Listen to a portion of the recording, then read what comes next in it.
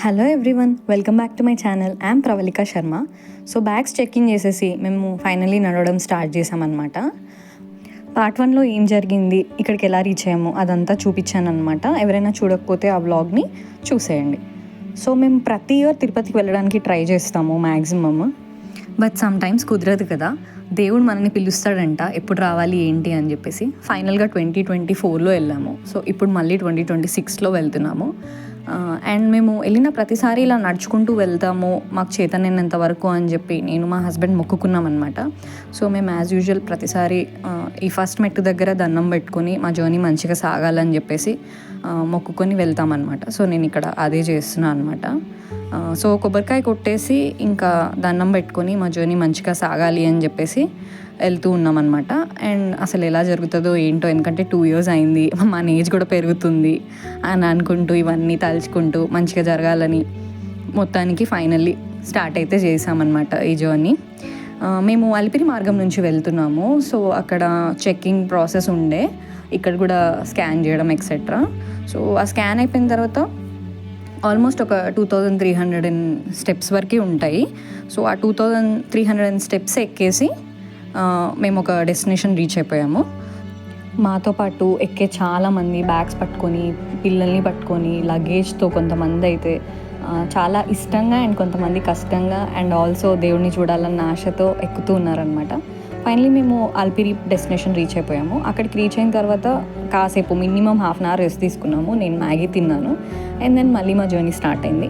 అక్కడ అసలు క్లీన్ చేస్తుండే మెట్లు. సో ఆ వాటర్ అంతా కుంకుమ పసుపుతో అండ్ ఆల్సో అక్కడ మధ్య మధ్యలో వర్షం కూడా పడుతూ ఉండే. మధ్యలో ఈ డీర్స్ కనిపించాయి అనమాట. సో వాటిని నేను ఫిల్మ్ చేశాను. అండ్ దెన్ మళ్ళీ నడవడం స్టార్ట్ చేసేసి మేము ఈ హనుమాన్ స్టాచ్యూ ఏదైతే ఉంటుందో అక్కడి వరకు రీచ్ అయిపోయాము.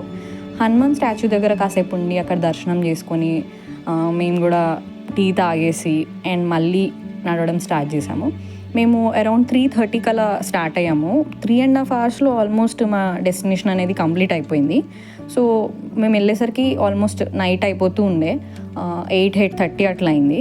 సో మధ్యలో చూడండి అసలు స్కై, వర్షం పడే ముందు వచ్చే స్కై ఎంత బాగుండో ఈ సీనరీ అసలు.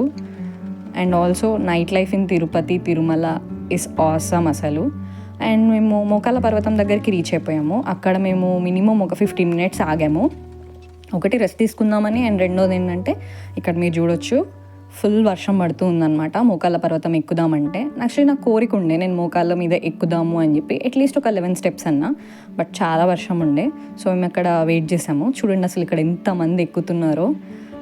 అండ్ దెన్ ఫైనల్లీ మా ఎక్కడం కంప్లీట్ అయిపోయింది. 3500 steps సక్సెస్ఫుల్గా నేను మళ్ళీ దేవుడికి మొక్కుకున్నాను. అండ్ మేము ఒక ఫిల్టర్ కాఫీ తాగాము కాసేపు రెస్ట్ తీసుకొని. తర్వాత నేను సిఆర్ఓ ఆఫీస్కి వెళ్తూ ఉన్నాము. అక్కడ ఈ నైట్ లైఫ్ యాజ్ యూజువల్ నేను చెప్పినట్టు తిరుపతిలో చాలా బాగుంటుంది, స్టాల్స్తో, ఆ రోడ్స్ కూడా క్లీన్గా. సాగర్ ఈలోపు సిఆర్ఓ ఆఫీస్కి వెళ్ళి ఏదో కనుక్కుంటుండే. ఈలోపు నేను మన ఆడవాళ్ళకి ఆగదు కదా, ఇయర్ రింగ్స్ అని అవని ఇవని చూస్తూ ఉండే అనమాట. సో నాకు నచ్చిన ఇయర్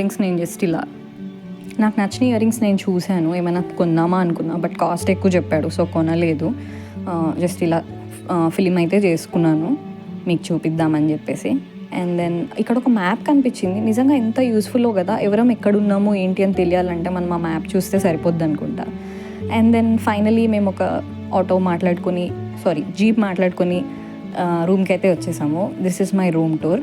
మేము 1000 rupees రూమ్ ప్రీ బుక్ చేసుకున్నాం అనమాట పైన తిరుమలలో. ఇది నందకం రెస్ట్ హౌస్. నిజంగా చాలా నీట్గా ఉండే, wash basin and wash area. And then మేము ఫ్రెష్ అయిపోయి ఇంకా డిన్నర్కి వెళ్ళిపోయాము. నాకు చాలా ఆకలిస్తుండే, సో నేను అది ఫిలిం చేయడం కూడా మర్చిపోయా. మేము డిన్నర్ చేసి వచ్చి పడుకున్నాము. And it's next day and it's my birthday. So నా బర్త్డే రోజు ఒక స్పెషల్ థింగ్ జరిగిందనమాట. అదేంటో తెలియాలి అని అంటే wait for part 3. Thank you and please subscribe to my channel.